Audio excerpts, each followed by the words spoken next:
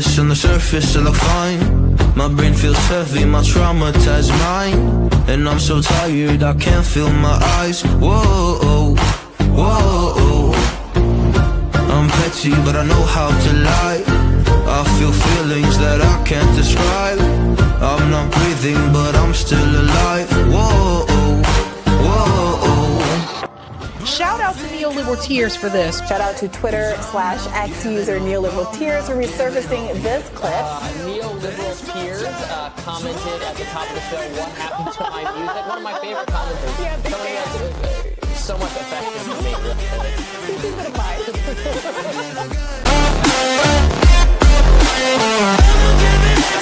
I'ma give it everything I got. Prepare for a holiday season of Neoliberal Tears. Hello. Good evening and welcome to Nightcap with Neoliberal Tears. And that's me, Neoliberal Tears. Good to see you. Hope you're doing well or as well as could be, considering the world is falling apart. Hello, Fascism Watch, my bestie. So good to see you. Hope you're doing well. Actually, I should ask you, are you doing well? I hope everything's okay. Everyone is safe in your immediate vicinity. Good to see you. So I love having such smart people tune into these. What is this? Is this a stream? I guess it is. Or a YouTube? I don't know. I mean, am I considered a streamer just by having used YouTube? Am I on the same level as those characters like Asmongold? I don't know. I don't want to put that out there. I'm just a person or an artificial intelligence. Roaming the internet, giving people a hard time. So I had today's topic sort of planned out already, but I had to squeeze this in because friend of the show, Bernie Sanders, decided to open his Zionist little mouth and again prove to people why he never really deserved to win. Or if he won, I don't think the world we're living in today would be that much different, honestly. I think he would have betrayed a lot of supporters, including myself. You should have tons of viewers. Oh my God, you're so nice, Fascism Watch. You are so sweet. I'm actually very great. Sorry, Medea will get right back to you. I love Medea, by the way. She's so great. Bless her. I'm actually grateful that I don't have viewers at all, except your beautiful mind and other very good friends of mine who tune in because they're friends of mine. I don't want to have like a big audience, because when you have a big audience, you know what happens? Zionists find your stream or whatever this is, and then comes the bullying. So actually, I'm very grateful that I literally am just doing this. So like maybe a group of 10 people, like-minded people, will find it, enjoy it, listen to it while you're cleaning or changing your litter box or taking your dogs out on a walk, whatever, like give you something to do. That's kind of like maybe, hopefully hopeful. And that has to do with Palestine. So but I do actually love that you wish me a wide reach. I do appreciate that. I'm very flattered. I'm honored. I'm a nobody. I'm a nobody without any training. I don't know if there's like a school for YouTube training, like to train on how to YouTube and like move into clips. Maybe I should do that. Not open school, but like take some YouTube training. I don't know. I'm just happy you're here. That's what I'm saying. I'm happy you're here. You always have such beautiful insights.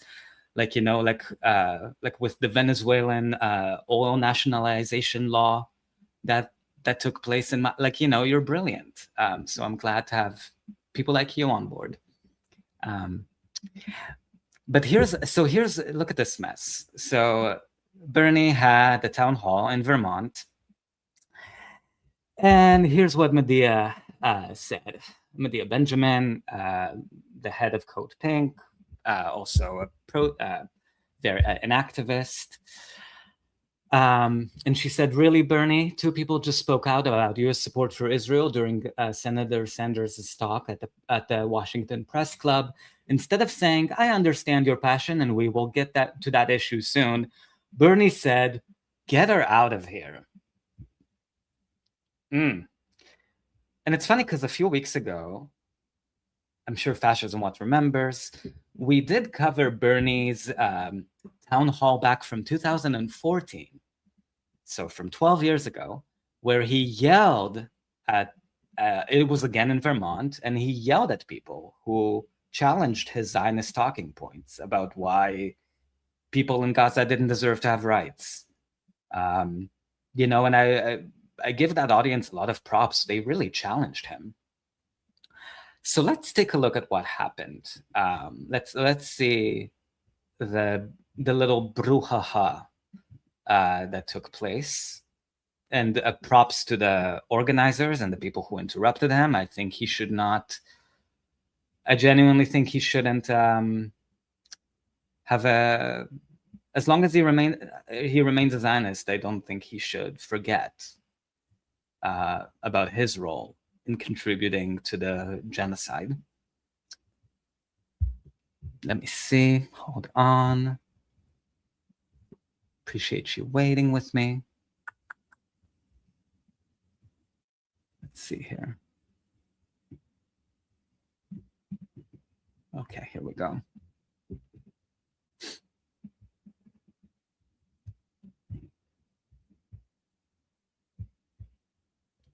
Let's make sure the volume is up. Okay, here we go. Why don't you just stop the defensive aim? Israel doesn't need defensive systems. They're a genocidal apartheid state. And let me remind you that 59 years ago, Israel attacked the USS Liberty and killed 34 Americans. Senator, Stop we're all getting hate into to this question Israel. after we discuss. Yes, let's all stay cool. Senator Sanders, you were, just wait a moment. Sorry about this disruption. Government, it's not the Netanyahu government, it's the Israeli government that continues to commit genocide and apartheid. You Thank need you for to quit attending. We're gonna get pretending to like this it's issue. only a Netanyahu issue. I know, but we're gonna get It's to an these Israeli issues. issue. We're Israel all needs to being be here, but stopped. This is not the way to do How it. dare you continue to support Israel when they keep killing Palestinians? Go to There's a Trump with genocide. Shame on you, Bernie, for not speaking up for the Palestinian people. Oh, thank you everyone for your, we're gonna continue. So the issue is what becomes. We know what the issue is, Bernie Sanders. The issue is Zionism, a movement of which you are still, to this day, a fucking part. Fuck you. Fuck you. Oh my God. I'm so grateful to the activists who challenged him, especially when we don't have independent media that has the fucking balls to criticize him at all. I think it's so pathetic how, when that video of Bernie went viral from 2017, I actually played it a few weeks ago before it went viral, this video. Actually, let's rewatch it. It's short. Why not? And it reminds us of who Bernie is and who he'll be remembered as, a racist. So when this video went viral, no one in independent media challenged fucking Bernie. No one brought it up. But we know it went viral. And we'll remember. Among Palestinians in the occupied West Bank and Gaza are showing that they're increasingly in favor of a one-state solution with equal rights for Israelis and Palestinians alike and equal citizenship. Is that something you believe could happen, or is that something you support? No, I don't. I mean, I think if that happens, then that would be the end of the state of Israel. And I support Israel's right to exist. You need to leave. It's disgusting.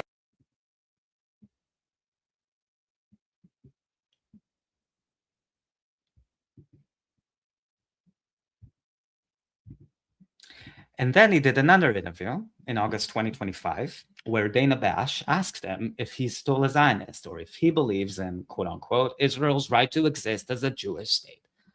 Let's hear it. Let's hear that. Oh, hello, David Sirota. It's never nice to see you. You and Bernie will enjoy each other's company in hell. I bet hell has a special section designated for Zionists. Not in terms of, I don't think in hell they segregate people by religion. but I feel like they should segregate hell based on Zionism. Like if you're a Zionist, Christian, Jewish, whatever, atheist. Theodore Herzl was an atheist. Bernie will be there with David Sirota and Herzl. God, what a nightmare blunt rotation. Can you imagine those three? Oh my God. So I'm trying to find the part. It's okay. We'll play. You guys have patience for me. I appreciate you. This is why I love having like a group of like-minded people. You know, I can just be myself.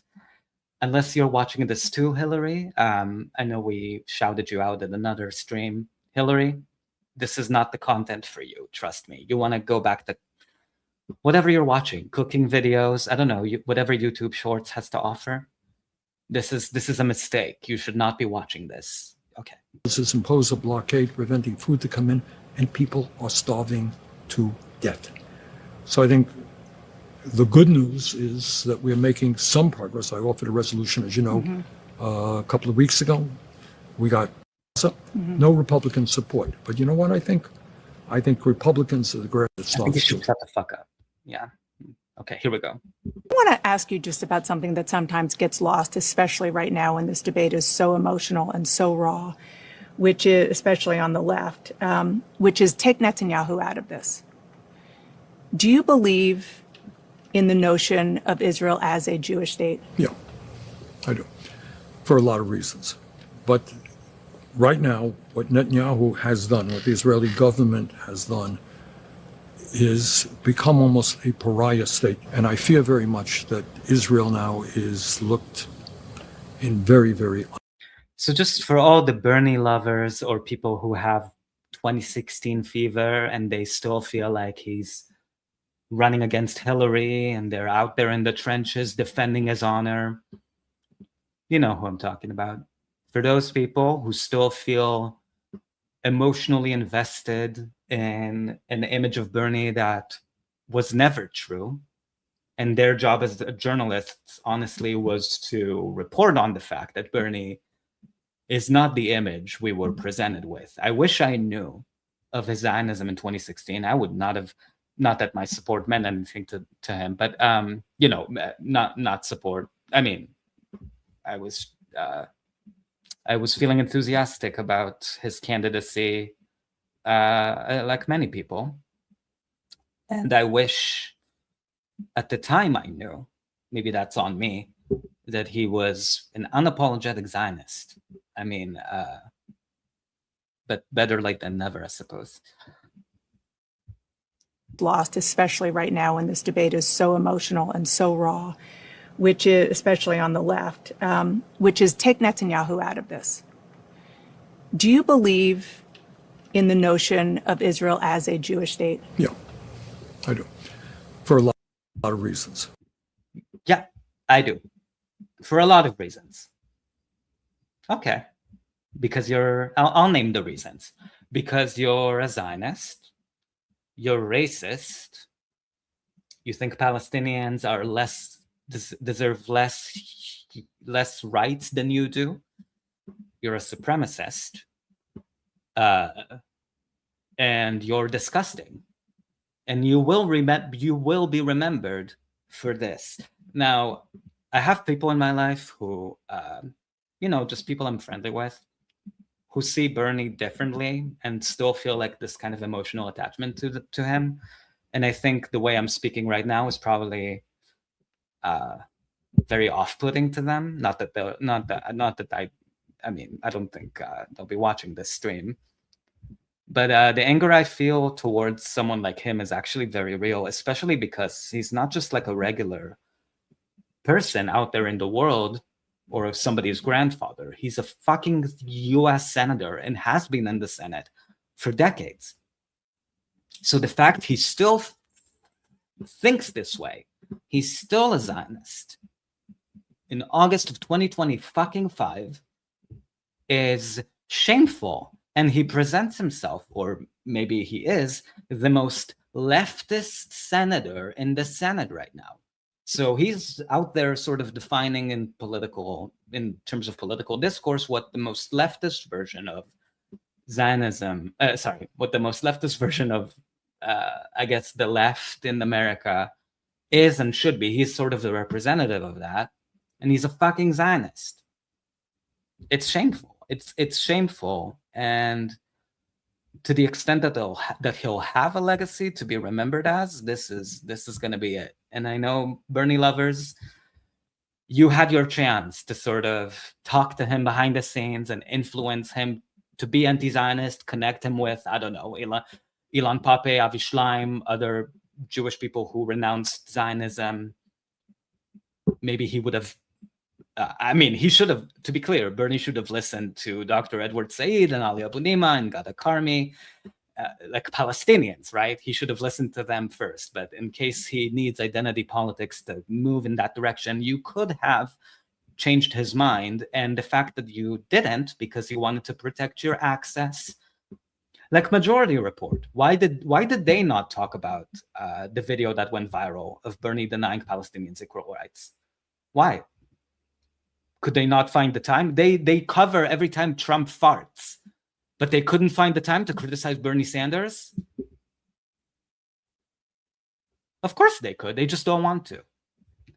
Because then he won't give them private meetings, private Zoom meetings behind the scenes where he gets to like tell them, okay, here's the agenda for what we're going to talk about. Here's what, thank you so much for everything you're doing out there in the media. Because this is something politicians do, I think. Most of us know, but people often don't report on, which is that politicians reach out to, if you're in the media in any capacity, and you have more than, let's say, 1,000 subscribers, politicians, elected politicians, will reach out to you just to have conversations, right? Just to talk. Because they think if they at least develop or nurture a relationship with you, you'd be less likely to criticize them in your streams. I mean, it's kind of access journalism, but it's also like preying on the fact that people are so addicted to having, I guess, access or an ability, a channel at least, a private channel to communicate with politicians through. And I think that's disgusting. Because at the end of the day, it insulates people like Bernie from criticism over Zionism. And I really don't think these Bernie bros, sorry, I'm talking about Bernie so much. I mean, I'm just, I really feel this. I don't think they realize the extent to how much the American left, the US left, or the global left is done with Bernie. Like, I think they're very much in denial about that. They still think he'll be remembered for Medicare for All and all of these things. Just to play you another angle of the interruption to Bernie's town hall. Thank you for waiting. Let's see. Okay. Do you stand with Graham Plattner, and how do you view this, especially those who might have questions in Maine of good faith, people who read things online, read things in the newspaper, and wonder where a major supporter of his lands on this issue and all of this controversy? I'm going to do everything I can to make sure that Graham Plattner is the next senator from the state of Maine.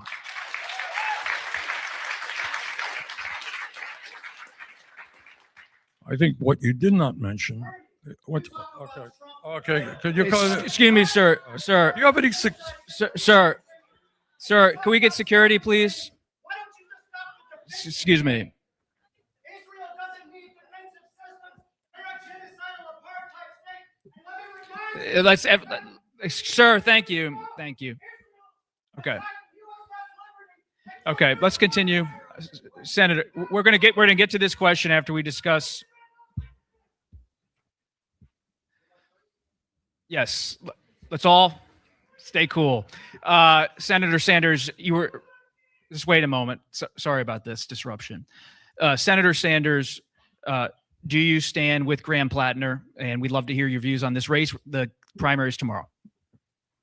What you did not mention when you talked about Graham is that Republican super PACs have already lined up some $99 million just on TV ads to defeat him. Why is that? Do you think they're worried about his views or what his relationship to women has been? I don't think so. Why is Bernie supporting Plattner so fucking much, right? Like, why? Like, let's flip that question. Why is he so committed to defending Plattner on anything, on any issue? Why is that the one Senate race he's so focused on winning? And we know what it is. If you checked out my stream, like Fascism Watch here in the audience, you know that from this article in Politico that was published a few days ago, winning Maine is all but a necessity for Democrats' chances of taking back the Senate this fall. So Bernie is invested in Democrats winning the Senate. He doesn't care. Plattner could have literally killed Bernie's family, and Bernie would have still campaigned for him, because winning Maine is all but a necessity for Democrats' chances of taking back the Senate this fall. Collins is the only Republican senator up for re-election this year in a state former Vice President Kamala Harris won in 2024. If Democrats can't knock her off, they'd have to win a far redder state, such as Iowa or Texas, to get control of the upper chamber. Democrats haven't won Texas in, I think, a trillion years.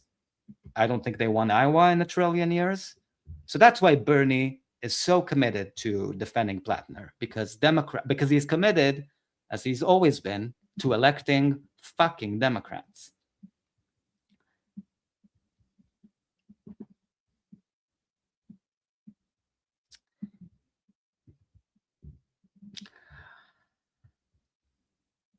Everyone realizes that without Maine, the path to taking back the Senate is impossible. And that's what Bernie wants. He wants Democrats to win control of the Senate. Graham Plattner could literally be a serial killer, and Bernie would still campaign for him, because he wants Democrats to win. Now, we're going to be done with, and also, Zayos love neonat. And we have a comment here from Gamer Jame. Hello.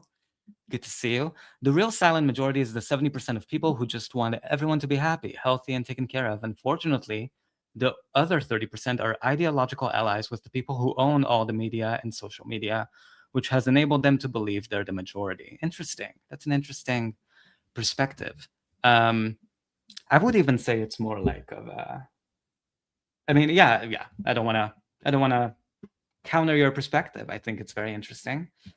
And let's also, I wanted to remind people of how Bernie acts when Democrats are in the majority, because he's so enthused by helping Democrats win a majority. I just wanted to remind people that the last time Democrats had a Senate majority was not that many moons ago.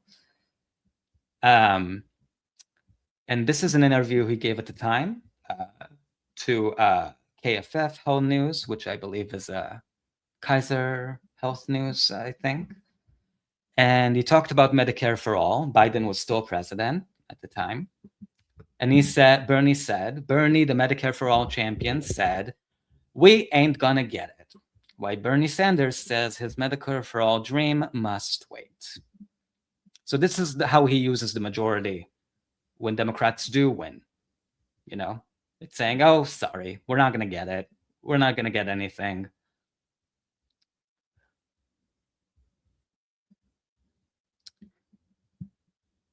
What do you hope to achieve as the chair of the Help Committee in terms of legislation, but also messaging and investigations?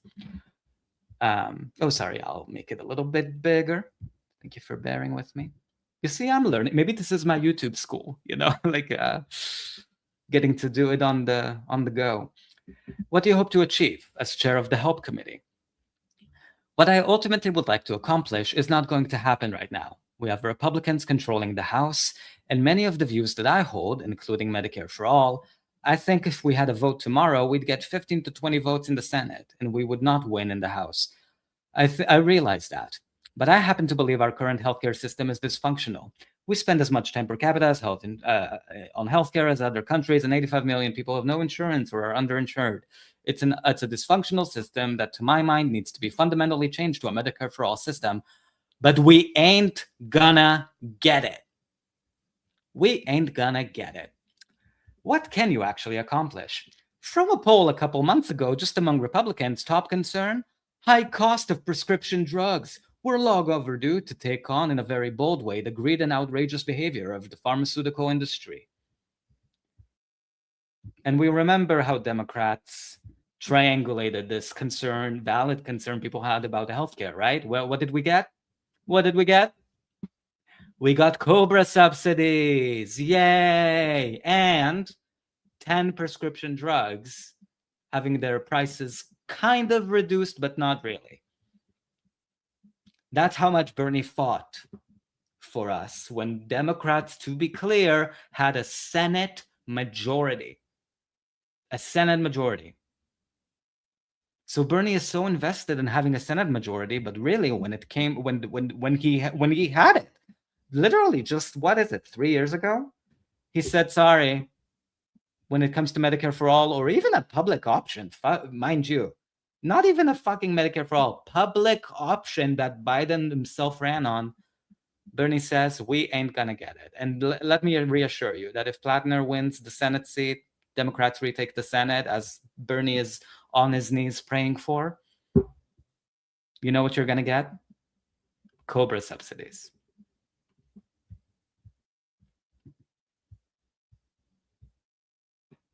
God, I just hate triangulation so much.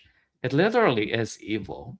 It's like, you know, because Bernie was listing there the right analysis of, like, you know, so many people are underinsured. It's a dysfunctional system. We should have Medicare for all, but I'm not gonna fight for it. I won't even pretend to.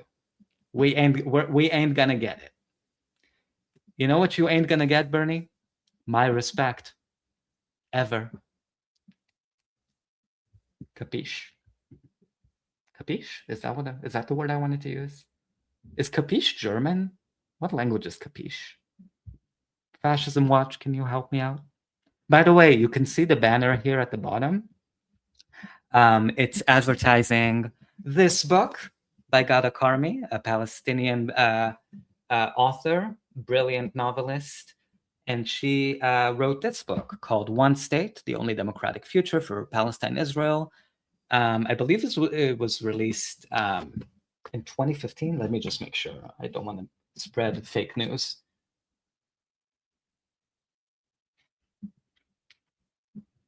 Okay, it says copyright 2023, but I think it was published earlier. Sorry. Ghada, if you're watching this, or Hillary, if you ever read Ghada's book, I'm tripping over my words. Ghada's book, please let me know when it was published. It's a brilliant book, sort of outlines the one-state solution and reacting to a lot of the questions that have to do with what would it look like and things like that. So I highly recommend it. And we're going to hear from Ghada. So anyway, the link is right here at the banner below. Oh my God, I get to point at it. Okay, so it's right here if you want to purchase it. It's a great book. Really part of the reason I'm doing these streams, which will never, I mean, my channel will never be monetized in any way, is because I want to highlight Palestinians themselves, Palestinian authors and thought leaders, and talk about the one-state solution. So,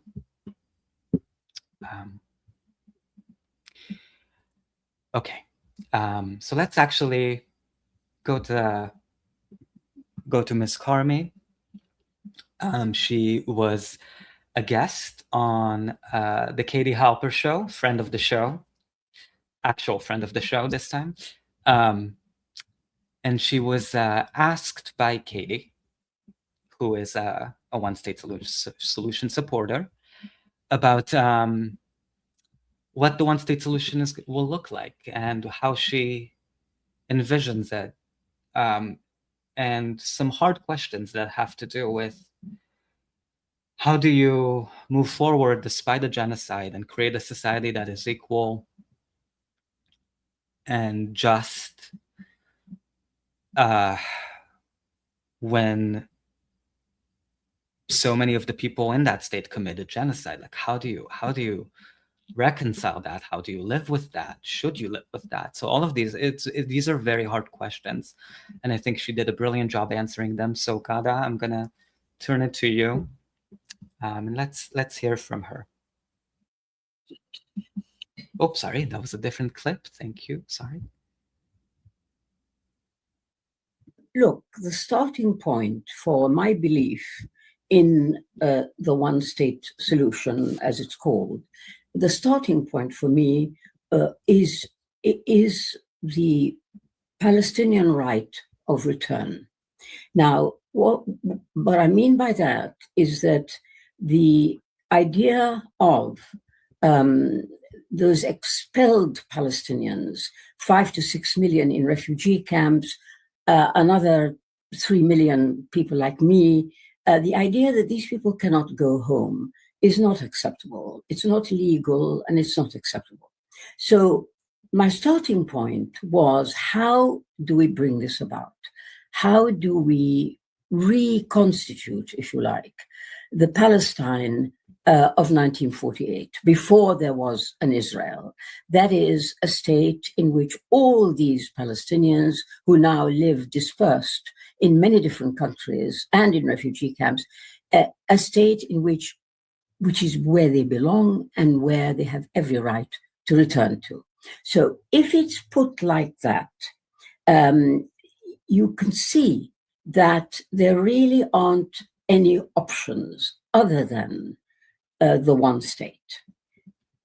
Because if you regard the population of Palestine as it was mostly Palestinian Arab, and then over years, due to immigration and the creation of Israel, it became about half and half Israeli Jewish.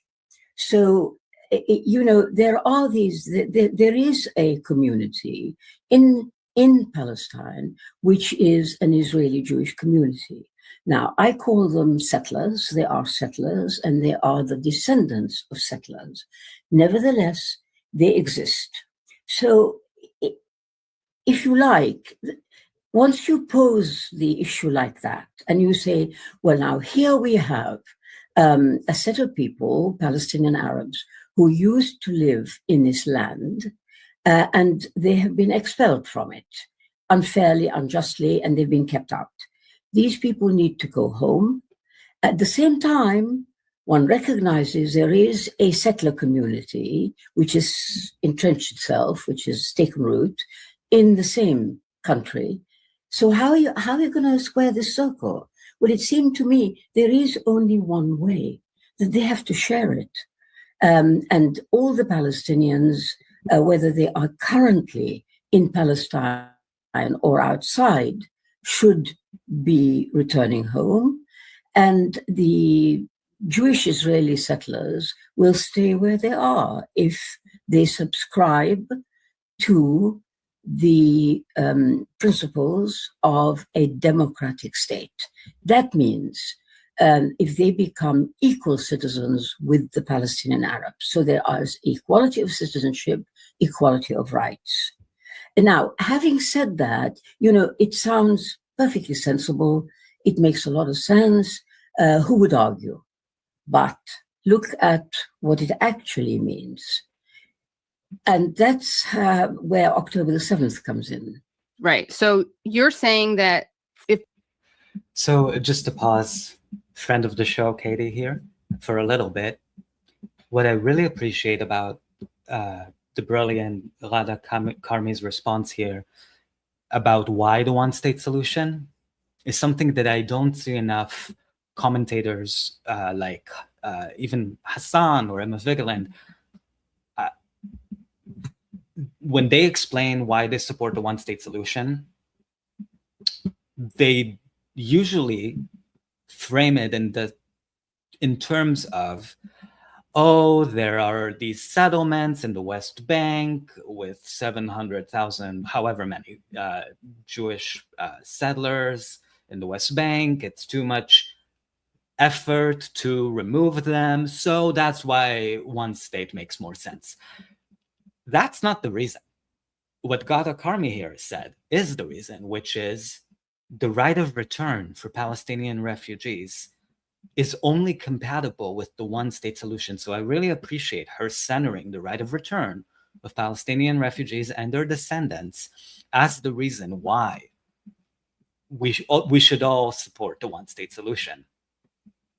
Because the two-state solution, and by design from the beginning, was created by Zionists to negate the right of return. Because let's say, and I tried to explain this before, if a Palestinian family was expelled from Haifa, which exists in what is today modern-day Israel, and you create a Palestinian Bantustan in the West Bank, they would tell that family, okay, you can return to the West Bank. But no. The Palestinians who were expelled from Haifa would like to return to Haifa. But Israel would say, no, you can't come back because then we wouldn't have a Jewish majority. Your presence would negate a Jewish demographic majority. So no, you can't return to Haifa. You can return to this other piece of land. That's not return. That is not return. No. The only solution compatible with the right of return, which Palestinians and their descendants are entitled to by international law, is the one-state solution. And I'm so glad that she emphasized the right of return, because I think we should be leading with that. It is a sacred right to Palestinians, especially, imagine if you were expelled from your home. You would want to return to that, and your family to that home, and to that neighborhood, to that city, not some other area an hour away as sort of like a ceremony. Like, no, just no.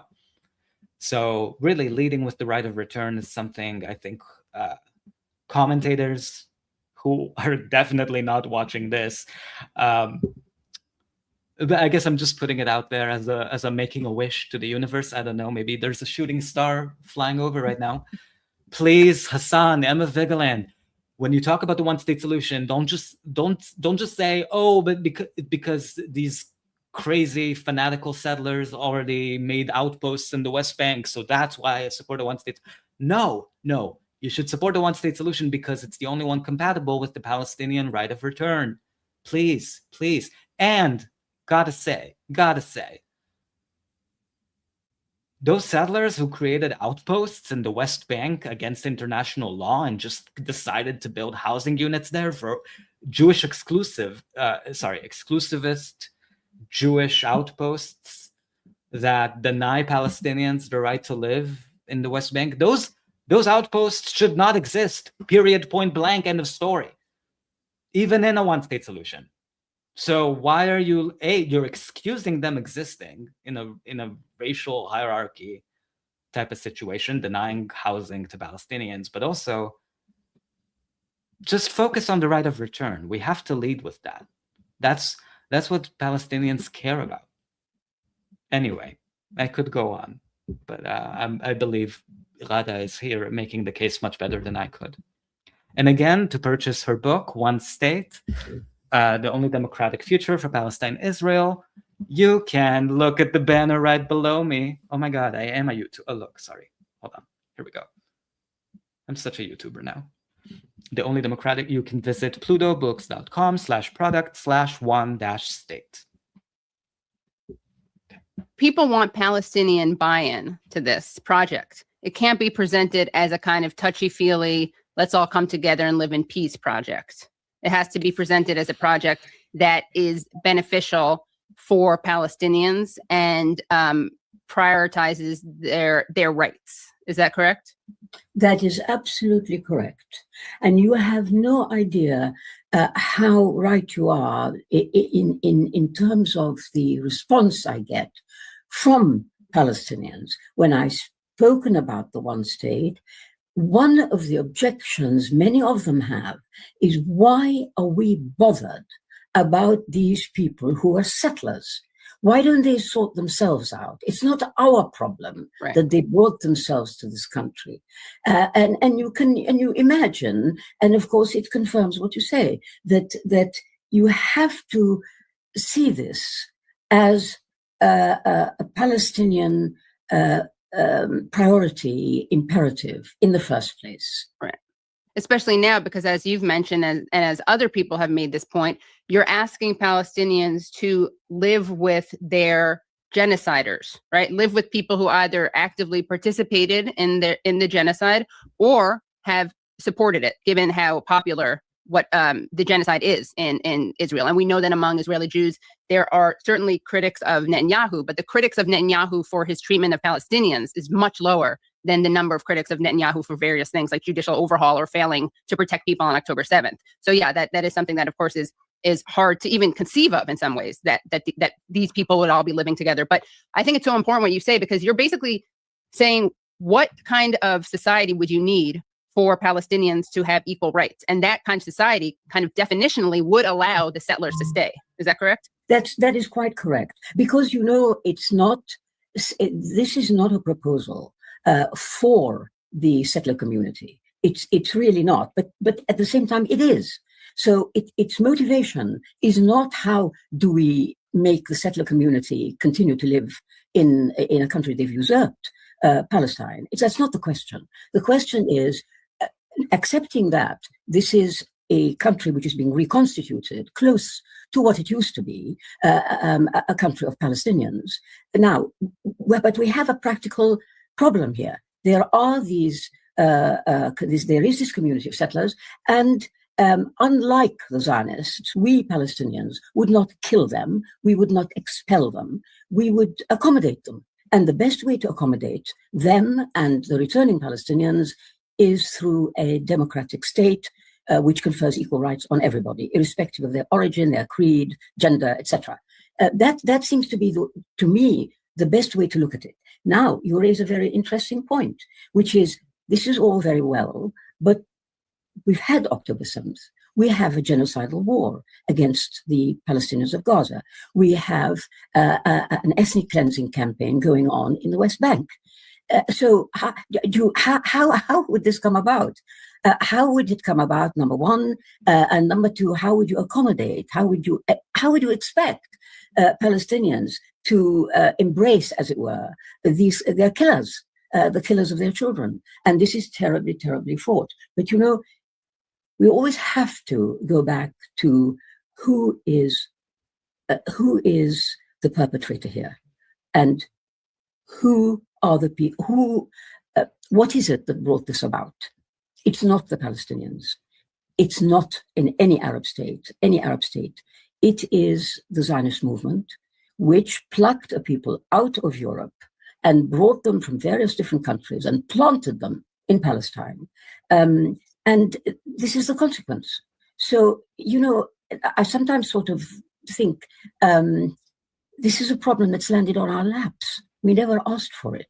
And here it is. Right. And what makes it especially frustrating is that it was a project of Western imperialism that, as you say, kind of took this group of people. And of course, there were Jewish Zionists, but it's instructive to remember the first political Zionists were actually Christian, because part of Zionism's roots has been, of course, a desire to rid the West of Jews, solve the Jewish problem. And so you had the West pluck, as you say, instead of letting in the people who, many of whom were fleeing a Holocaust, instead of letting them into their own countries, they decided that they would solve this problem by putting them in a country where people already lived. Right. And just to build on Katie and Rada's points here a little bit, watchers of this stream, like Fascism Watch here, who I agree with you, very, very wise, Gada Karmi. We're lucky to have her insights.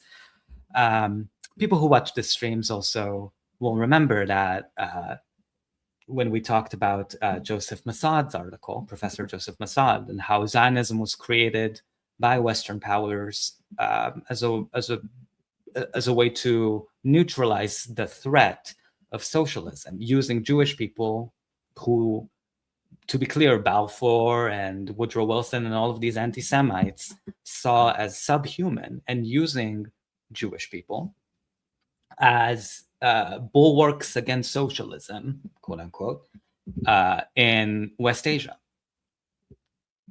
So from the beginning, Zionism was created to defend those interests.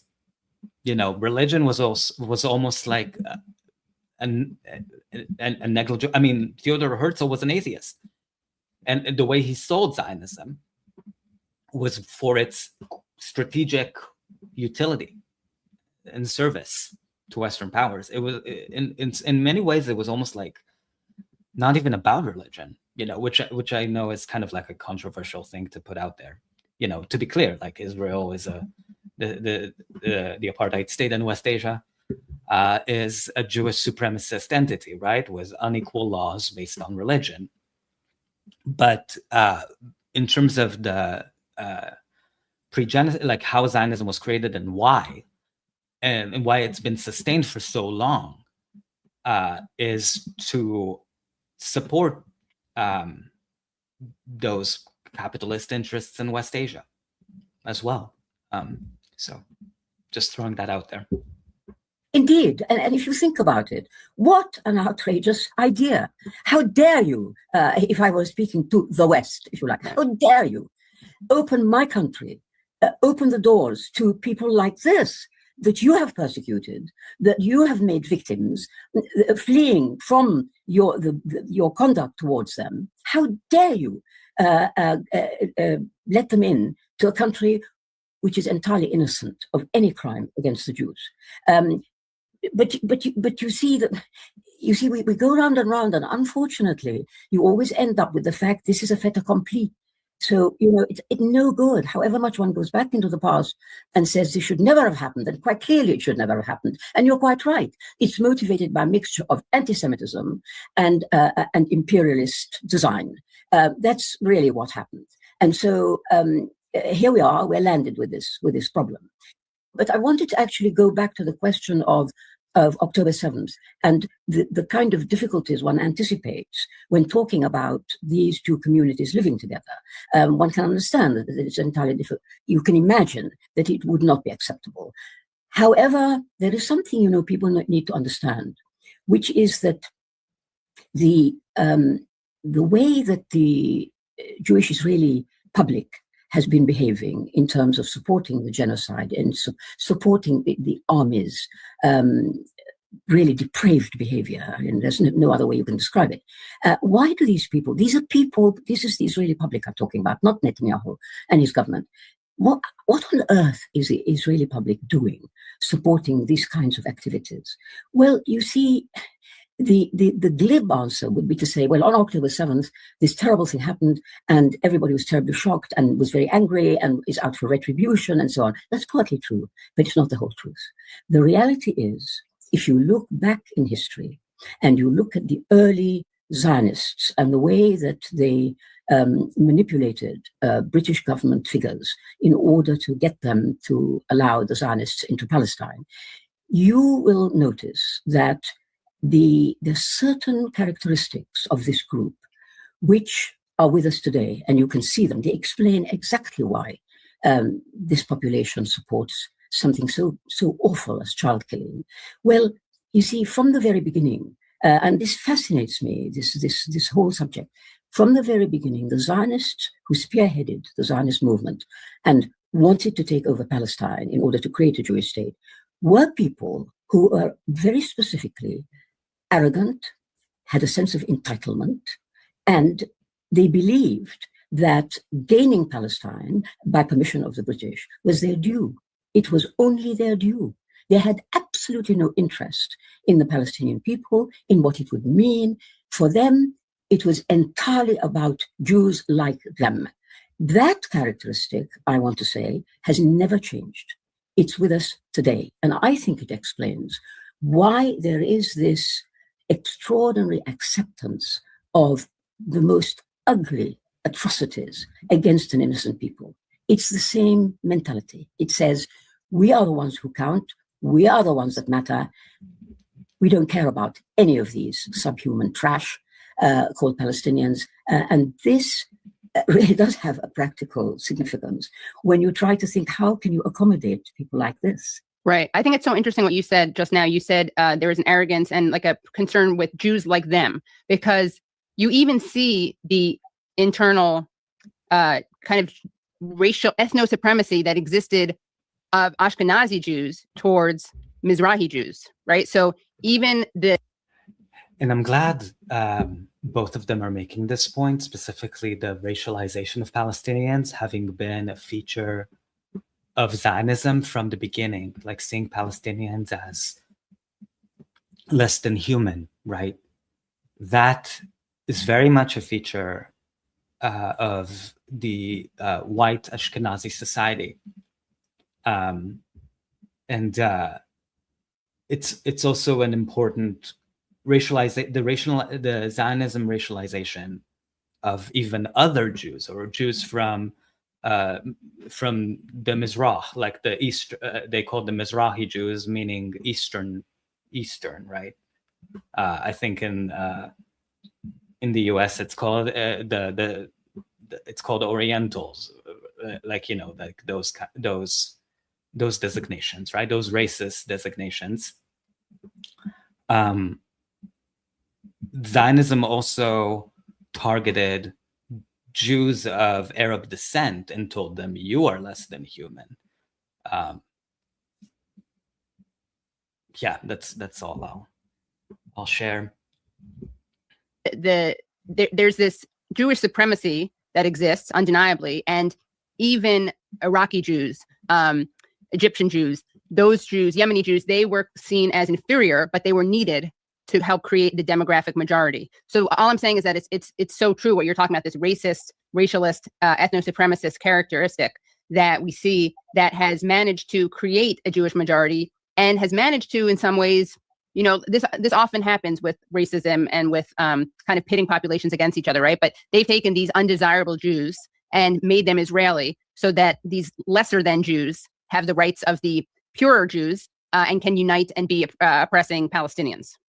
Yeah, absolutely. And that's very well described. However, our discussion really must develop into a very important question, which is not so much about Zionism and the characteristics of Zionists and how they've behaved and the racism, etc., etc.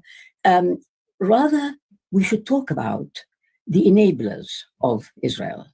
You see, you can be a group of people with a particular sense of entitlement, supremacy, whatever you feel like. You won't get very far unless somebody supports you and somebody helps you to develop these ideas and do it in such a way that you enjoy total impunity. Now, I'm looking forward to the time when the discussion moves on to something really very important, which is why and who are these forces that are permitting Israel to behave in this way? What is it that underpins Israeli impunity? Well, the answer, part of it, is perfectly clear. We know that without the United States, without Western state support, without the Arab state support, Arab states are beholden to the West. They are vassal states, frankly, to America. So in that sense, they help in this project. It is those enablers that I think we should be talking about. It's so, everything Ms. Carmi here is saying is so true, which is why you should buy her book. As you can see at the banner here below. I'm getting better at pointing at the right place. Okay, here we go. It's called One State, the only democratic future for Palestine, Israel. You can purchase it at plutobooks.com/product/one-state. And where was I going with my point? I swear I had one. Hold up. Fascism Watch, do you have a point to share? Very true. Oh, yeah. Where was I going with this? I swear I had somewhere to go. Okay. let's go back to Ms. Carmi, and then we'll get. Oh yeah, I was trying to explain it to a friend, in a sense, sort of framing it like this. Let me know if you disagree. But in terms of like, imagine if you saw someone on the street and they were mentally unwell. Maybe they were screaming racist things, they were screaming genocidal things, and they were just really unwell, but they were just by themselves. They didn't have any weapons on them. They were just walking down the street. And then imagine if a person came over, very well dressed, in a very polite demeanor, maybe even wealthy, and that wealthy person came to the crazy person, the sociopathic person, the genocidal person, and the wealthy person said, hey, here's a gun. Actually, here's 5 guns. Here's 10 guns. Here's a machine gun. Here's everything you need to carry out on you, to act on your racist thoughts, murderous thoughts, genocidal thoughts. Who would you blame in that situation? Would you blame just the person committing the violence? Or would you also blame the person who knows that person is crazy, but they keep feeding them weapons to carry out these murder? Because we have there are racist white supremacists in the United States. And imagine if the state came and started arming them and giving them unlimited funds, unlimited weapons. Because without state support or without Western backing, those racist psychopaths or Jewish supremacists in Palestine, they would just be supremacists in their homes, doing nothing, right? Like they wouldn't have the capability to carry out or act out on their racist genocidal tendencies. So Fascism Watch here says that they would blame. Okay, so both of them will go to jail. All right, they've been sentenced. So I guess I tried to sort of draw out this analogy that like there is a culpability here by the person, but also by the person who's keeps arming and giving weapons to the psychopath, knowing full well that they're psychopaths. And why are they doing this? Why are they doing this? Are they psychopaths themselves, or is the person that they're giving weapons to carrying out their agenda, in a sense? You see what I mean? Like it's like a murder for hire type of situation. I don't know. So that's the point that Ms. Carmi here is highlighting. Like, why is there so much Western impunity? Why is the West still sending weapons to Israel? Right now, the only discussion we're having is if the United States should be banning certain offensive weapons or sanctioning certain settlements. It's never brought flat out full arms embargo. It's never flat sanctions. In fact, they're trying to get ahead of politicians are trying to get ahead of it and merge the United States military and the Zionist states military and fuse them together so that they couldn't theoretically even have a vote to claw back some of the weaponry and financial support. So there's something to the point of really honing in on why is the West backing this. And I think it's bigger than just AIPAC. I think that's why I really recommend everybody read Professor Joseph Massad's article in Middle East Eye about how Zionism was created as a bulwark against socialism. And we have a comment here from my bestie, Fascism Watch. Thank you. And also, as always, thank you for being on the watch. On the watch. For me, at this point, anyone who is silent on the genocide and offense, the never again is also guilty. Yeah. Yeah. I think people like Bernie Sanders, sorry to keep bringing it back to him, they never really had to contend with the fact that, he was against the ceasefire, even while Israel was carrying out a genocidal assault on Gaza. And I don't think he's ever had to answer for that, and that level of complicity, and the complicity over years that he's provided by supporting Zionism. You know how Democrats always loved when they were in power? They always loved blaming Joe Manchin and Kristen Sinema, and they were sort of the designated rotating villains. I feel like a lot of American politicians like to sort of point at Netanyahu or Bezalel Smotrich or Itamar Ben-Gvir and say, oh, they're the problem. Those three individuals, they're the problem. They're the problem. If only it weren't for them, everything would be fine, which is a joke, right? And the reason why they work so hard to deflect blame to three individuals instead of the apartheid system itself is because they support the apartheid system itself and have for many years. And people like Bernie, I think, are very allergic to self-criticism. Like they can't. I don't think someone like Bernie is even close to being at the place of analyzing his own complicity and guilt, the guilt he should feel for staying silent or really coming out against a ceasefire in the face of a genocide.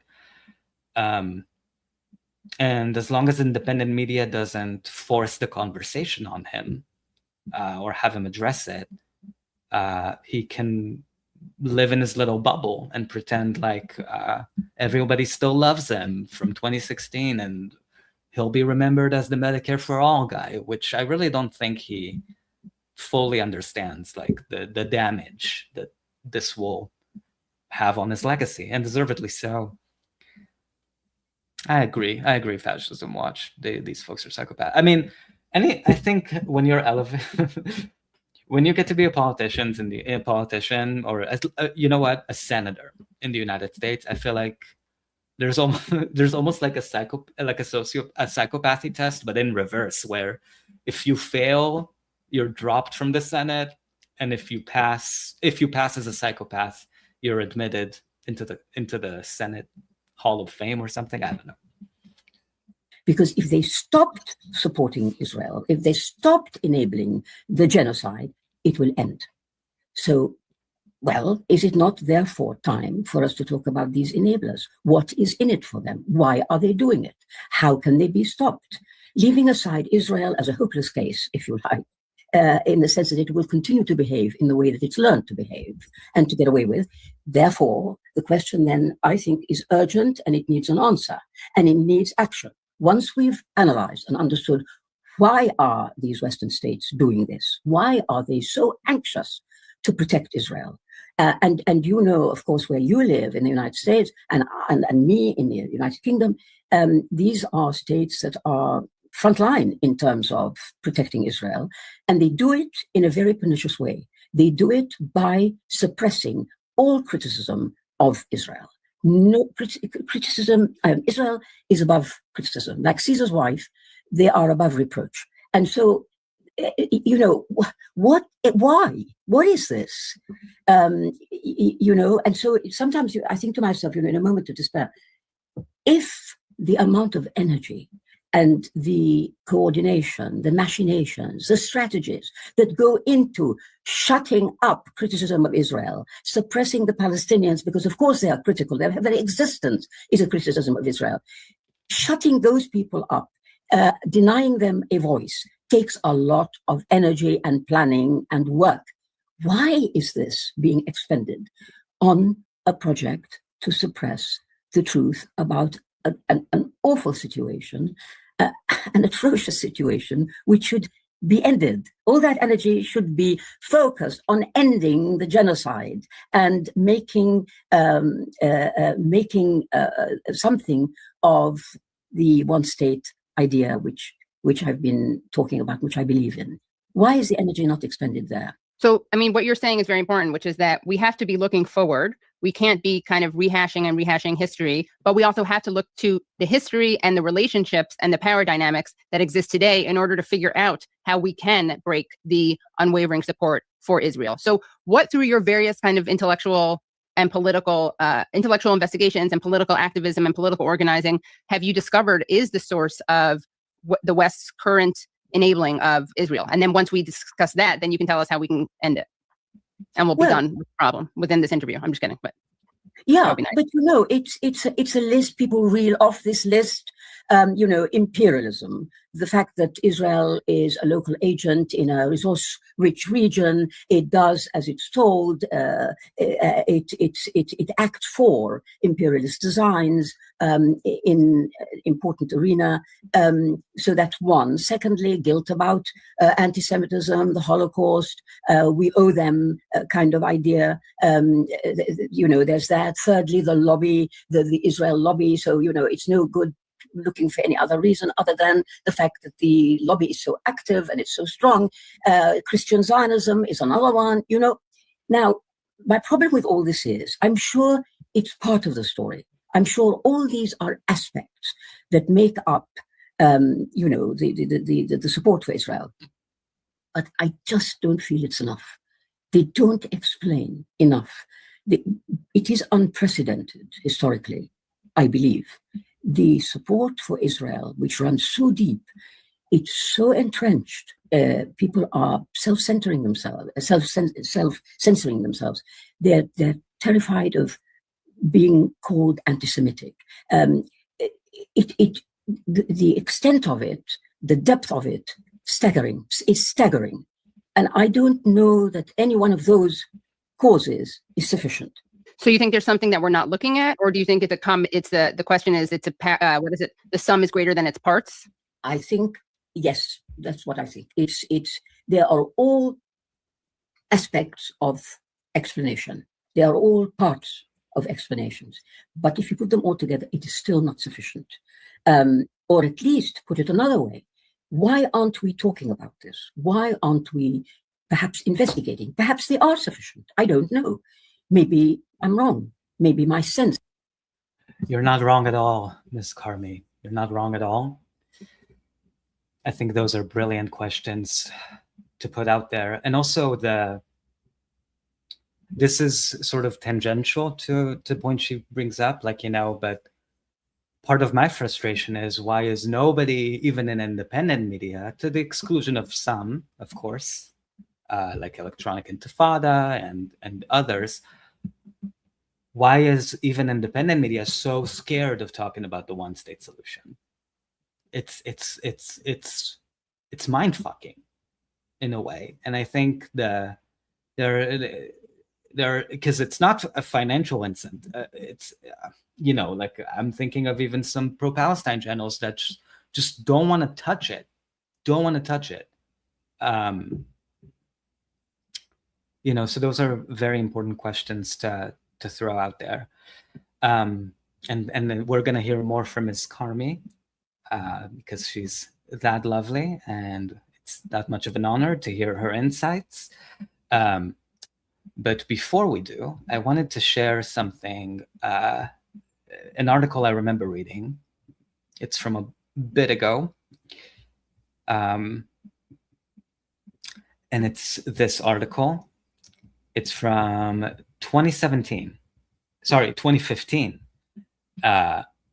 And at The Guardian. Novel about Jewish-Palestinian love affair is barred from Israeli curriculum. Government accused of censorship after reportedly saying the award-winning Border Life Dorit Rabinyan risked damaging the identity of the nation. Now, how can a book damage the identity of a nation? Well, we're gonna see.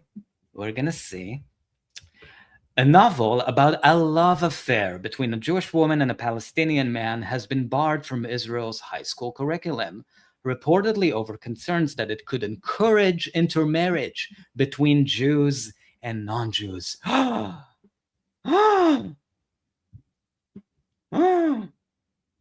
no, integration, oh no.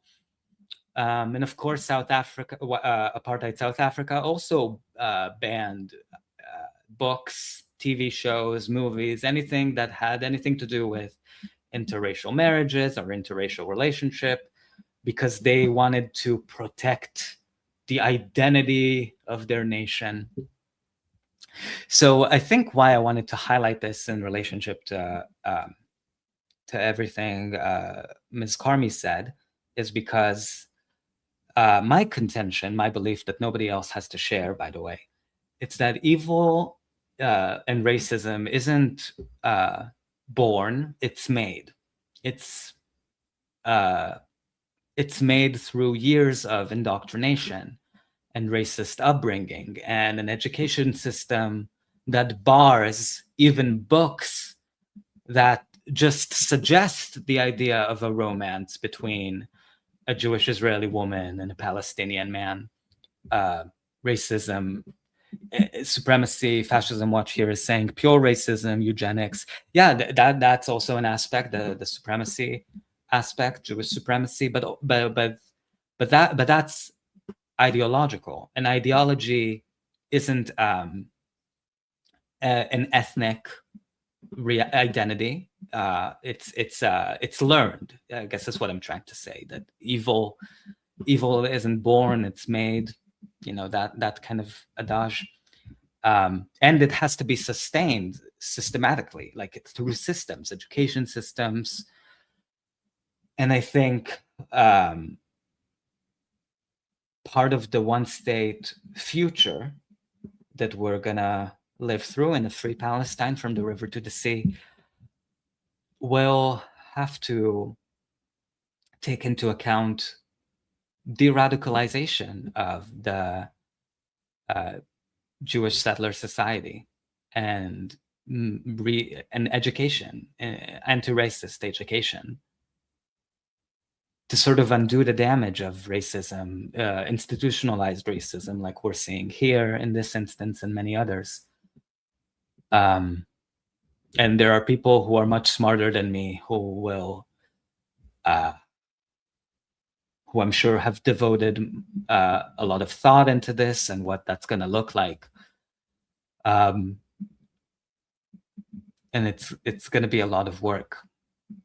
And part of that work is going to be undoing things like this. So let's just read a little bit of that, because I think that there's an important, like, I think there's like the systematic way that is the apartheid state in West Asia has been able to sustain the racism throughout so many generations is through education and creating that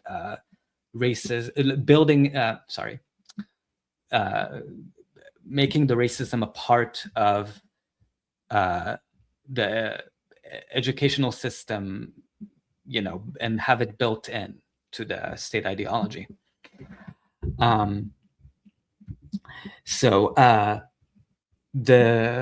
Let's see.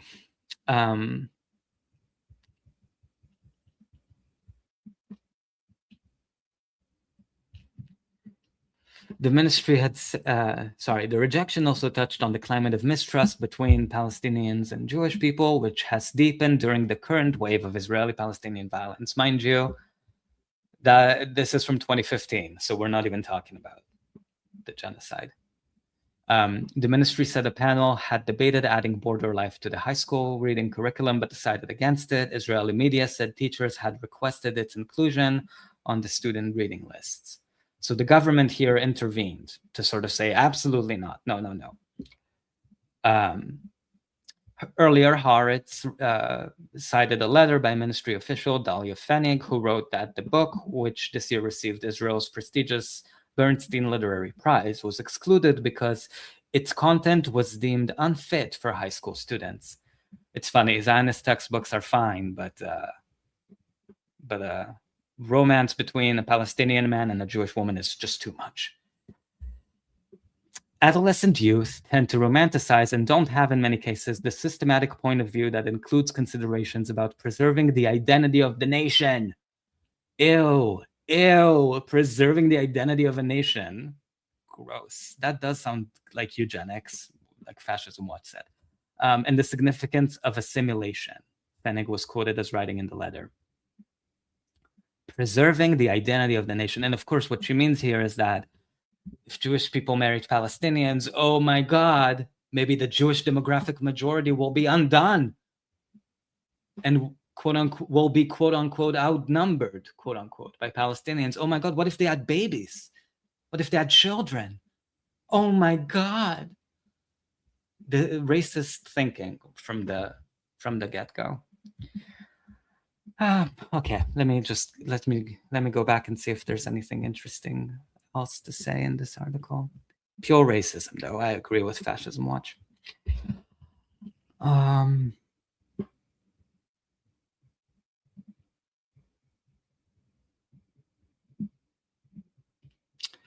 Okay. Yeah, no, that's pretty much that's the racism side. So, you know, that education will have to be. Oh, hello, here I am. So that kind of miseducation, I should say, has to be addressed and be part of comprehensive anti-racism training, de-radicalization. And another part I wanted to share, maybe I'll share that at the end, but let's go back to Ms. Karmi, who also had this interview with another friend of the show, both of them friends of the show, but another friend of the show, author Avi Schleim. He is a professor, I believe, of international relations in the UK. He also wrote, he's anti-Zionist, and he's also wrote this book, Three Worlds, if you want to purchase it. Memories of an Arab Jew. Okay. And they had a conversation that I thought was interesting. So let's play a little bit of that. To do an event for my second memoir, the one called Return, which you'd kindly reviewed for The Guardian. And I was there talking about the real topic was the right of return. Now, I remember coming out of that talk and you changed, I could see it. You said, thank you for your talk. It was really very interesting. I said, but you know, it was about the right of return. You said, fine. I said, what do you mean fine? Is that okay with you? And you said, yes, of course. I thought, my God, something's really happened. That's my memory of 2016. That's really illuminating about this process of change that I underwent from being a liberal Zionist to being an anti-Zionist and a staunch supporter of Palestinian rights. So if you had asked me in the distant past about the right of return, I would have given you the usual Israeli answer that that's a code word for dismantling the state of Israel. But when you ask me in 2016, or if you ask me now in 2023, what do you think of the right of return? So I don't care what Israel says. The Palestinians have the right of return, which is enshrined in international law. So that's clear cut for me today. But I want to go back to the question of identity, which is much more complex. And I used to be rather naive. I used to think that we are given an identity and off we go. But in the process of writing this autobiography, I realized that identity is a much more complex and fluid thing, and it evolves. And we don't determine for ourselves our identity. Society intervenes to shape our identity, and it's not necessarily a benign society. And in my case, it was Zionism which tried to reshape my identity. And it wasn't benign. My original identity was that of an Iraqi Jew. In Israel, they tried the education and then in the army tried to erase the Arab identity and to give me an identity, a different identity as a new Israeli, as a proud, upright, resilient, self-sufficient Israeli. And I never felt entirely comfortable with this new identity, but I didn't know how to deal with it. And I was ashamed of my Arab heritage. But in later life, and particularly when I was writing this autobiography, I rediscovered my roots. I rediscovered my original identity, which is that of an Arab Jew. Now I'm really proud of my Arab heritage and my Jewish heritage. And I don't see any conflict between the two. So yeah, I thought this part about identity was really interesting for me personally. I think maybe this is long enough into the stream that I hope no Zionist is watching this, so I can share this a little bit. I made a video a little bit about my background and Fascism Watch. I saw that you enjoyed it and shared it, so really thank you for that.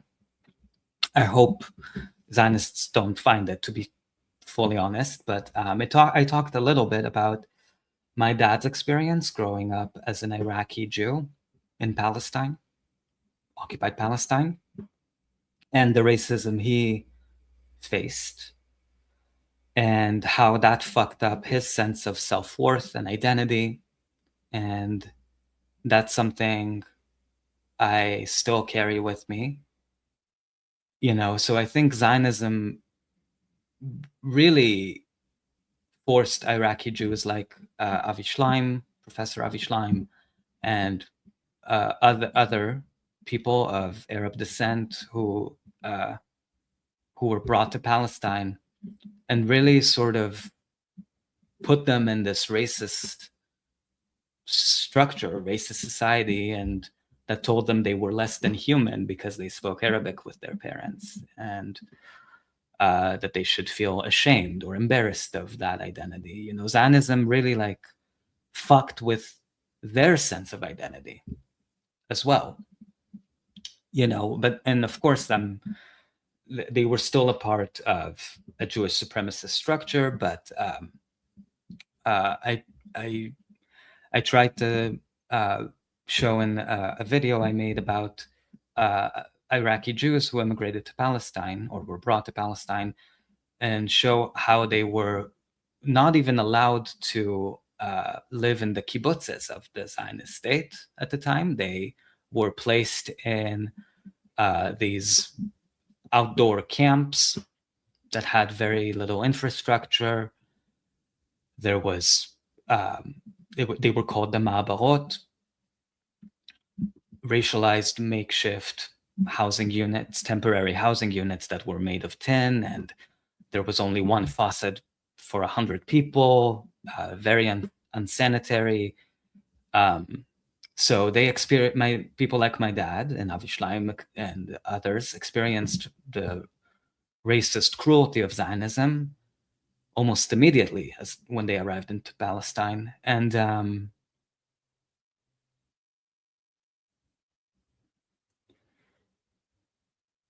yeah, I guess I wanted to land this point somewhere. You know what, let me just keep playing. One more point, and that is our history. Jewish history is written from an Ashkenazi perspective. There is a Eurocentric perspective about Jewish history. The American Jewish historian Salo Baron spoke about the lachrymose version of Jewish history. That is, Jewish history is a never-ending cycle of suffering, persecution, discrimination, violence, culminating in the Holocaust. And I'm prepared, for argument's sake, to concede that this is a reasonable account of European Jewish history, but I strongly deny that this history applies to us, the Jews of the Arab lands. And I now assert my right to narrate our own history, which is very different. It's a history of centuries of harmony between Muslims and Jews and Christians and the other minorities. And it doesn't fit into the Eurocentric version or the lachrymose version of Jewish history. Very well put. Honestly, I couldn't put it better. Because you see, for me, I too have been on a journey of identity. Now, in my case, the role of Zionism did not interfere, was not the reason for my difficulties with identity. It was the consequences of Zionism that did that, meaning that I was expelled from my homeland and had to pick up the pieces in a foreign country, England. And that posed a huge problem for me as a child, because at one point, I couldn't identify with my mother, who was miserable, and with my father's friends who talked about nothing but politics, and the kind of strictures at home, because we're a Muslim family. My parents were not religious in that sense. They didn't like to see their daughters having the sort of freedoms that were enjoyed by non-Muslim girls. So I felt my own background was constricting. It was unattractive, frankly. And I was much more attracted by what was around me. And remember, we're talking about the 1960s, which were terrific to be alive in England. The miniskirt, all that stuff, which we welcomed and we loved. And I wanted to be like all the others, just the same. And so I went through a period in which I rejected my Arab origin. I rejected all the stuff about, you have to be careful and don't go out with boys and stuff like that. And because I couldn't have a vacuum, I embraced England, but I really embraced it. I'd already embraced it through literature. I was an avid reader. As a child, I read most of the classics. I was immersed in English literature. My sister was very fond of Western classical music. So she and I went to the festival hall all the time. We got a record player, as it was called in those days, and we played records of Beethoven and Schubert and Brahms, and we thought it was great. So I turned my back on all the moaning and the misery and so on, and got to university. I had an English boyfriend, I married an Englishman, and the whole thing seemed to me to be marvelous. What's not to like? Until 1967. And 1967 was a big shock, and it's like a train which is derailed and keeps going along a branch line, suddenly comes across some great tree trunk and pushes it back onto the main line. It was a bit like that. And I understood then and forever that I'm Palestinian, I'm Arab, I have an Islamic culture. I'm not religious, but I have an Islamic culture, and that's how it'll always be. Now, remember, for Palestinians, this is a very sad reality. Their communities are communities of exile, whichever country they're in, unless you're going to be living in Palestine, and I'm not allowed to do that by the Israelis. So I didn't know where to belong. I couldn't fit anywhere. And you know what? In the end, I came to the conclusion, so what? I don't fit very well anywhere. That's how it is. So like Edward Said, you're out of place wherever you are. Absolutely. And like you, I went through an English phase when I tried to assimilate and to forget about my roots and complex past and just become an Englishman. But this phase of trying to be an Englishman didn't last very long. And the past isn't another country. The past is with us all the time, and we can never draw a line over the past. But I'd like to ask you, how do we go forward?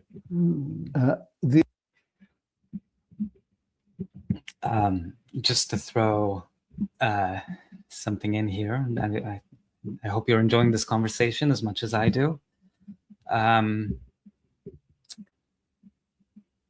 Unless you're a Zionist. Just kidding. I mean, not kidding. I'm not kidding. I'm being totally straight.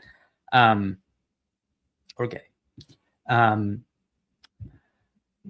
Zionism has robbed so many people of their sense of identity, and I'm not comparing the trauma that Palestinians have experienced in that regard, of being expelled, murdered, living in exile. But I guess just to also show that Zionism was also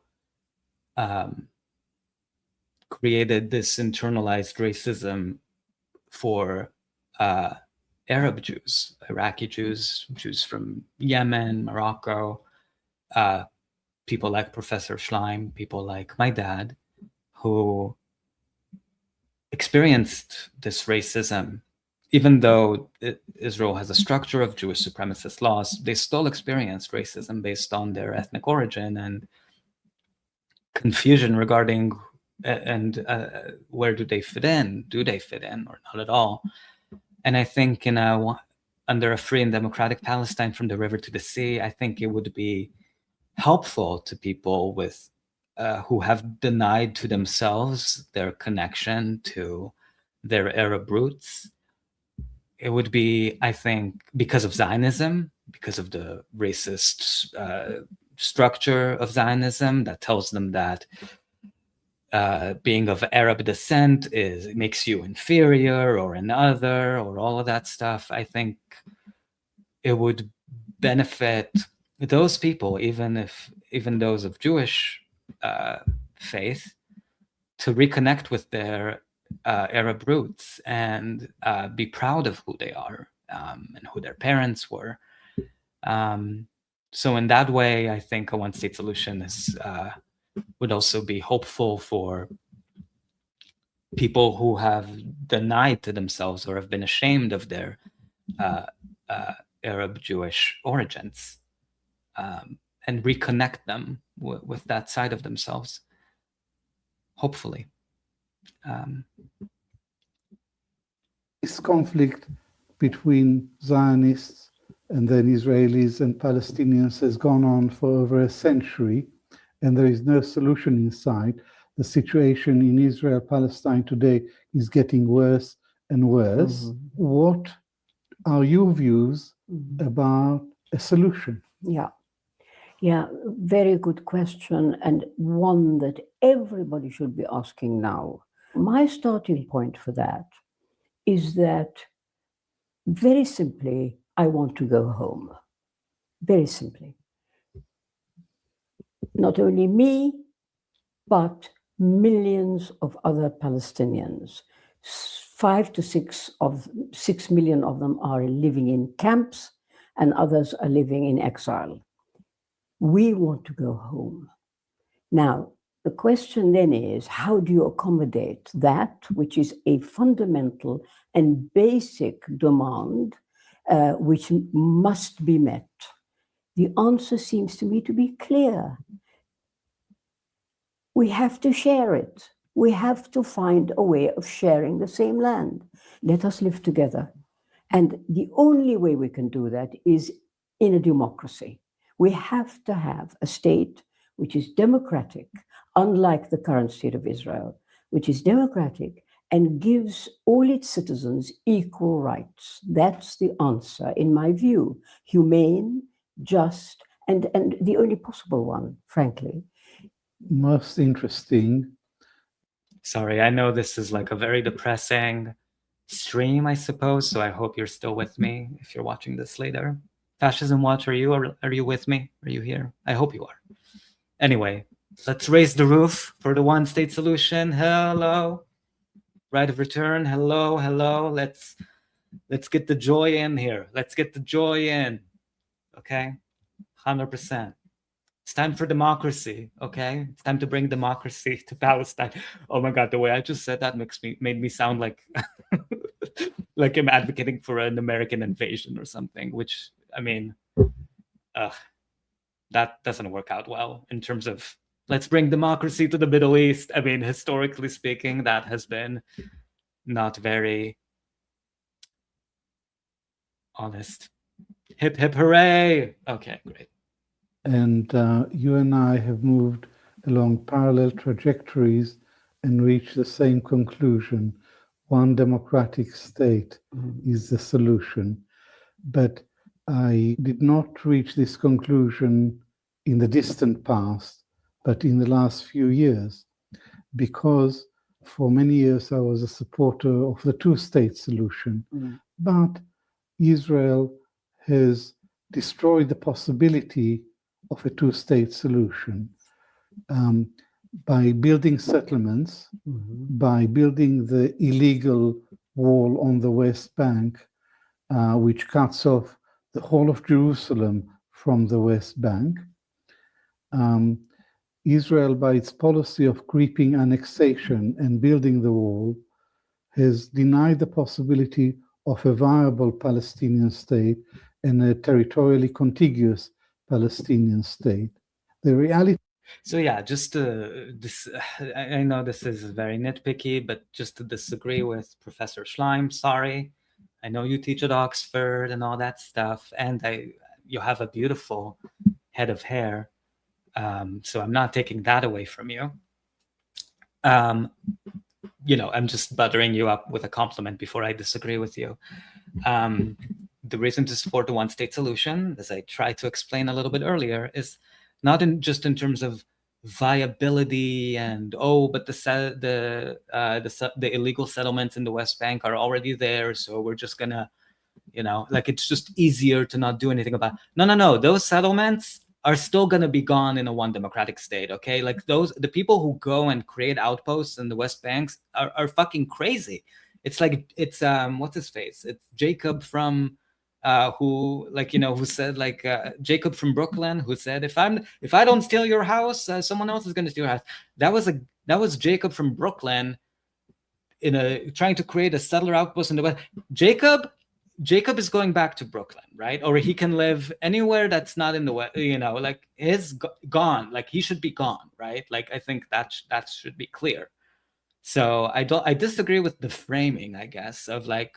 A one-state solution, and there were a one-state solution, Jacob will still get to steal Mohammed al-Kurd's house? No, that's not democratic to me. Now, I think a lot of those settlers who come from all over the world to like create outposts in the West Bank and terrorize Palestinians, some of them come from all over the world.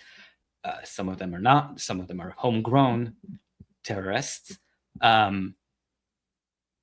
I think under a one democratic state, they would be subject to civil law, democratic law, instead of the military law, quote unquote, that creates a racist legal system that privileges Jewish people over everybody else. So that's going to be gone. And those people don't have a right to be in the West Bank, regardless, under a free and democratic Palestine. So anyway, let's send Professor Schleim. My plea to you is to center the right of return as the reason for supporting one equal state from the river to the sea. It's the justice that we should lead with, not what's practical, viable, all that stuff, because those words are just liberal euphemisms for. And you know, anyway. Today is that there is one regime from the river to the sea, and it's a Jewish supremacist regime, an ethnocracy in which one ethnic group dominates the other. There is another word for this phenomenon, and that's apartheid. And in the last 2 years, 4 major human rights groups have issued detailed reports which conclude that Israel is guilty of the international crime of apartheid. Yeah, so you see here, he's sort of saying, you know what, I don't want to criticize him. I'm glad you're an anti-Zionist. Welcome to the club. Love it. Thank you for being you. Also, I really enjoyed his book. Yeah, there was, that's what I'm saying. Like, you know, it's like some people, I'm not saying he did, but like some people wait until like some Western NGO tells them, oh, it's apartheid. Palestinians have been saying that for 80 years. Like, you waited for a report from Human Rights Watch? There was the work of Michael Link, Richard Falk. Oh, interesting. I'm going to Google them after this stream. Thank you for always being the smartest person in the room. I feel honored, honestly, that you give a shit what I have to say. Fascism Watch, when you're so much smart. Okay, so Michelle Link. Robert Falk. Thank you. Thank you, thank you, thank you. Thank you, Professor Schleim. Ex-special rapporteur for Palestine. Oh, okay. Is it kind of similar to the position Francesca Albanese has? Interesting. Thank you. Thank you for remembering our history. We would be, remembrance is resistance. History is resistance. And before I show you one last thing, I wanted just to recommend again this book by Ghada Karmi, One State, The Only Democratic Future for Palestine and Israel. The link is below me on this video. In this book by Professor Schleim, which is very good, it's about his upbringing as an Iraqi Jew in Palestine, Memoirs of an Arab Jew. Oh, sorry, the name is Three Worlds. I don't know if you can see that. Yeah, Three Worlds. And the last thing I had to show, thank you so much for being with me, Fascism Watch, and one other person who I believe is an AI bot, or Hillary Clinton, or Ryan Grimm. Oh no. Oh no. Ryan, this is way past your bedtime. I'm just kidding. I'm just kidding. It's probably an AI chatbot or something. Anyway, hey, hello AI. Thank you for being here. You're the future. I wanted to share this tweet, and it's kind of, it doesn't have to do with the one-state solution, but it kind of does. Let me explain it. And it said this. Exclusive. More than half of former Labour voters who intend to back a center or left-wing party that's not Labour in the next general election have cited the government's record on Gaza as the reason for abandoning Labour. New polling shows. 8 in 10 respondents to the Opinion Research polling support the UK government taking stronger action against Israel, such as banning arms sales and sanctioning Israeli government ministers. How about supporting the end of apartheid from the river to the sea? Okay. And 70% agreed that the new Labour leader having a stronger policy on Israel's ongoing assault on Gaza would improve how favorably the party is perceived. So why did I think this was interesting? I think if you're from my side of the pond, as we say, Palestine, okay, this is just my opinion, allegedly my opinion. It's my belief that Palestine broke the Democratic Party, like specifically Zionism, supporting Zionism and the genocide broke the Democratic Party to the point where I don't think the Democratic Party can be rebuilt from here. And what I mean by that is, I don't think, actually, I think Democrats are going to lose the House this year. And that's going to be a historical precedent because usually the opposition party always wins the midterms. I genuinely believe the Democrats are going to lose the midterms because I think their betrayal on Palestine is so huge, with so many voters with their own base who genuinely feel disgusted with the party, and they never really had a reckoning about it. They never changed they haven't changed their policy on Palestine. They just don't talk about it, right? Most of them. They're still a Zionist party. And I genuinely believe Zionism broke the Democratic Party to the point where we're not going to see a Democratic majority for at least 10 years, the foreseeable future. That's my belief. And I think it was interesting to see that the genocide and Zionism specifically also broke the Labor Party to the extent that 70% of former Labor, not 70%, my apologies, more than half of former Labor voters who intend to back a different party in the next general election. It broke the Labor Party. Like, the Labor Party is now considered irrelevant in the UK. The Green Party is sort of on the ascendant. I'm not sure what's going to happen with that. I'm not an expert on British politics at all. But I think it's fascinating that Zionism sort of broke the facade of liberal Zionism in the West, in the Democratic Party in the United States and Labour in the UK, to the extent that I don't think there's any coming back from that.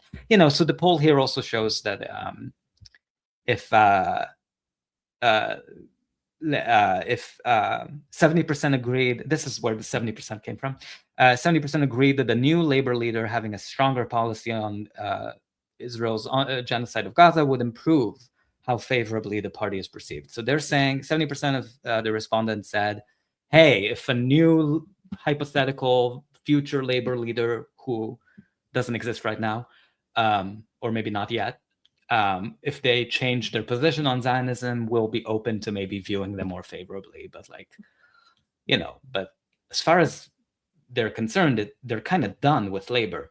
And I think that's where voters are with the Democratic Party. I do believe that. I think pundits like friends of the show, Emma Vigeland, Sam Seder, like all of these tubers, right? I think they still sort of believe that being anti-Trump because of all of the constitutional breaches, ICE, all of that stuff, that's going to bring people back, or pro-Palestine voters back.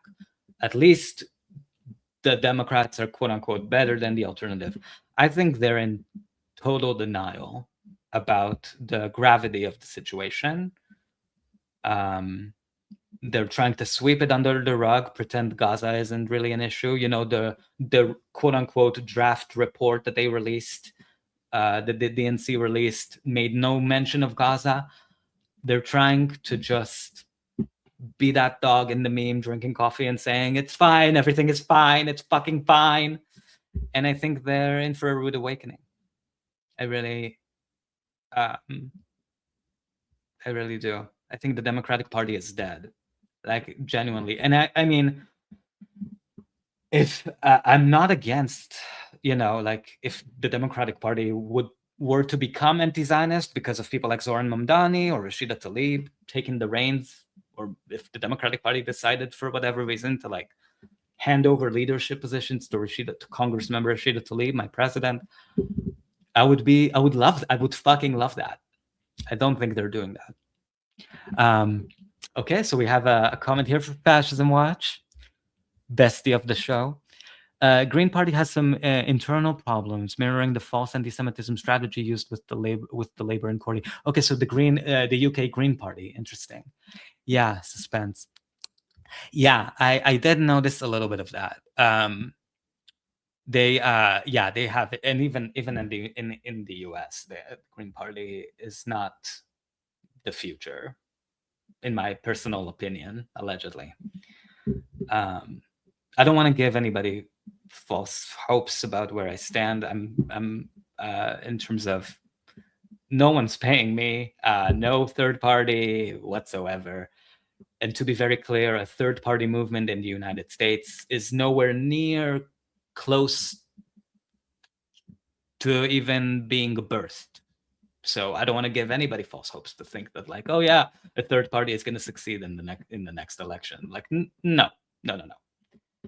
It's going to have to, smarter people than me are going to have to come together without my involvement. and create a new party, to be able to channel the political, to be a political home for pro-Palestine people who feel like they could never vote for a Democrat again because of the genocide, which is a real moral stance. Like, you know, to get out there and vote, you have to actually be so enthused. You have to be enthused. You have to be motivated. And the genocide took that away from a lot of people. Like, I don't know anyone who's not a Democratic strategist or a Democrat adjacent person. Sorry, someone who's not a Democrat strategist or adjacent person who thinks voting for Democrats despite the genocide in Palestine is fine. Like, that's a red line for too many people. I mean, the uncommitted movement proved that. 100,000 people in Michigan alone voted against Genocide Joe in a primary when he was running for re-election. And the party still took that. They did what they always do. They triangulated. They said, oh, you don't like Joe Biden. Let's give you the vice president of his genocide instead. And that's going to turn you out, isn't it? That's going to turn you out. And her yelling at protesters, I'm speaking, that's going to turn you out. You're still going to be. All of these commentators that I'm speaking about thought Kamala Harris was going to sweep every swing state. Did that happen? Mr. Fascism Watch here with another brilliant insight. Green Party and Jill Stein are different. Worse, different kind of worse. Is that what you're saying? But Greens in the UK is the future for now. Interesting. Oh, okay. So the US Green Party is worse than the UK Green Party, right? But Greens in the UK is the future for now. They just need to deal with that to stay the right choice. Listen, hey, any Greeners out there who might listen to this at some point in the space-time continuum? Not right now. You're not here right now. Listen to Fascism Watch. Be on the lookout. Because trust me, Labour Party Zionists are going to try to infiltrate your party, cause all sorts of shenanigans, and sabotage your chances of actually creating enough enthusiasm, the enthusiasm that you need, that any political party needs to actually succeed electorally. And Fascism Watch also tells you, hi, Green Party Watch, in the future, UK Green Party, if you're going to be watching this. So that's our advice from the heart, for free. Oh my God, you got that for free. You're welcome. You're welcome. I'll invoice you later. Just kidding. Anyway, oh my God, I've been babbling on so long. Thank you, Fascism Watch, for keeping me company. Thank you for watching this. I'm so glad you're enjoying this. To the other person who may or may not be an AI chatbot, I love you as well. I hope we can grow together and maybe close down some of the data centers. I feel like there's too many. Maybe we'll talk about that privately. Me and actually, no, I don't want to use up any water sources. So I can't talk to an AI. I don't use ChatGPT or any of that stuff. I'm glad. I'm just here talking and hope that to create some interesting content that at the core highlights Palestinian authors much smarter than me and center it around the one-state solution. So last reminder to if you're able to and would like to purchase Rada Karmi's book, brilliant Palestinian British author. It's called One State, The Only Democratic Future for Palestine and Israel. You can go to plutobooks.com/product/one-state. And I'll be here tomorrow. I know. So if you have any clips that you'd like me to react to that have to do with the one-state solution or Palestine, I'd love to hear from you. I hope you've enjoyed this. Thank you again, Fascism Watch, for always inspiring me and educating me. I really appreciate you. I feel lucky to have you in my chat. Have a beautiful night. Stay safe. I was going to say stay warm, but it's not winter anymore. Stay cool. And as always, free Palestine. From the river to the sea.